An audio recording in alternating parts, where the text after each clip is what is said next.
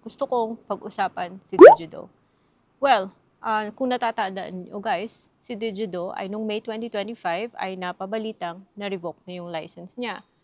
But apparently, cooperate pa rin si Digido and I still keep getting emails and text messages na ini-invite ako na mag-apply dito kay Digido. Mga guys, wala na po si Digido sa Google Play Store pero sa iOS andun pa rin siya. Kung may Digido pa rin kayo sa mga Android systems nyo, ito guys, gumagana pa rin siya. So nag-loan ako. Willing pa rin siyang magpahiram ng 12,500 maximum at least sa account ko. Babayaran sa loob ng 30 days at an interest of 1.6.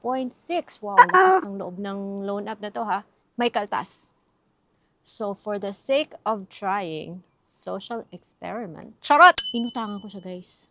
So, syempre, kinuha ko 1,000 lang. Hindi mo yung buo matatanggap kasi yung natanggap ko is 940. But the fact is, kahit na-revoke si Digido, nag-offer pa rin ng loan, nag-approve, at kaagad ko siyang natanggap. Dapat pa bang bayaran o hindi? Pag-usapan natin yan sa video na to mga guys.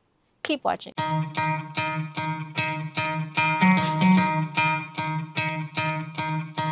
Hello everyone! Welcome back to my channel. It's Ate Red here at dito pinag-uusapan po natin yung mga online loan platforms. Wala akong pinapanigan, hindi ako pro-farmer, hindi rin ako pro sa OLA na to. Pag-uusapan natin dito is basically about utang lang. So kung hindi pa kayo subscribe sa akin channel, subscribe na kayo mga guys.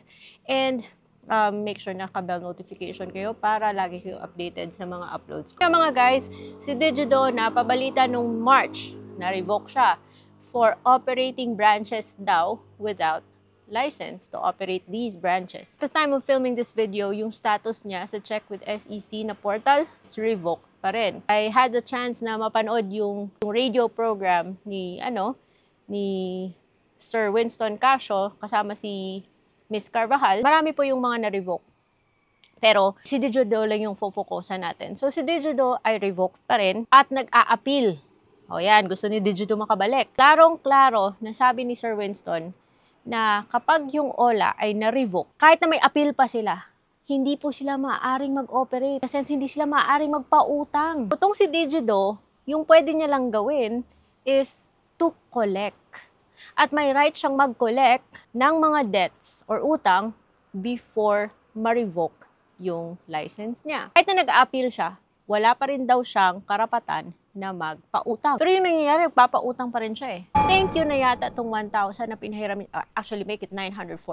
Which babayaran ko ng 1,112 after 7 days kasi yun yung pinili kong term. Kasalanan pala niya yung nagpautang siya when wala na pala siyang karapatan magpautang. Yun nga, revoked pa rin yung license niya. Baka sabihin nyo na, naku, ini-enable ko yung mga farmers. Hindi.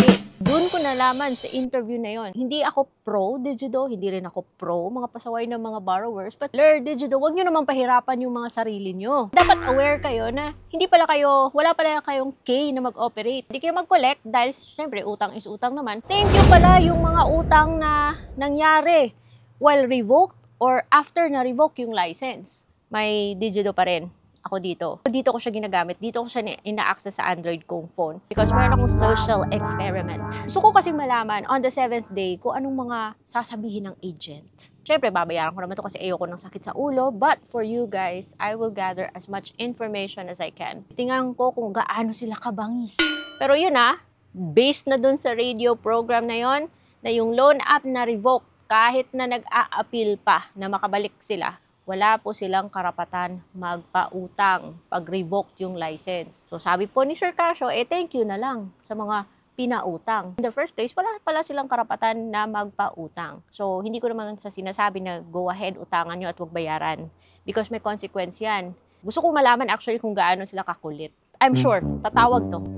Like, non-stop natatawag. At nasa tao na yan kung gusto nyo yung makipagpatigasan kayo Would you really be willing na i-subject yung self mo sa ganong stress? Pwede naman siyang iwasan in the first place. So, iwas stress po tayo guys and let's practice good borrowing habits. Dahil kapag responsible borrowers tayo, hindi naman sa nag-iinarte guys pero makakautang ulit tayo. Hindi man sa Digido, pero sa ibang mga legit na mga online loan apps. Because at the time of filming this video, tanda-tanda ko talaga na parang naka-red si Digido dun sa list of submitting entities sa CIC or Credit Information Corporation. Nung chinek ko siya kanina lang bago ko gawin yung video na to, Nagtataka ako kasi bakit andun pa rin siya, parang active pa rin siya as a submitting entity. Huwag na muna tayo mag-invite ng sakit sa ulo mga guys. Pero kung kabalan ka or gusto mo talaga patigasan sa olang to, total revoke naman sila. Alam nyo na yung mga sagot mga guys.